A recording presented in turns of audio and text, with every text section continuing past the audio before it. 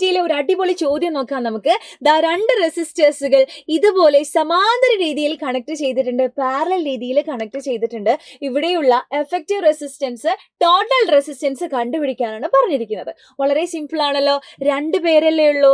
അതുകൊണ്ട് തന്നെ R effective is equal to R1 into R2 divided by R1 plus R2 എന്ന് പറയുന്ന equation നമുക്ക് യൂസ് ചെയ്തൂടെ. R1 ആയിട്ട് 40 ഓമിനെയും R2 ആയിട്ട് ഞാൻ 60 ഓമിനെയും എടുത്തെങ്കിൽ വളരെ സിമ്പിൾ അല്ലേ, നമുക്കിത് ചെയ്യാൻ പറ്റും അല്ലേ. വളരെ സിമ്പിൾ ആണ്. R1 R2 നമുക്ക് ഇഷ്ടമുള്ളത് എടുക്കാം കേട്ടോ, അതൊന്നും സീനൊന്നും ഇല്ല.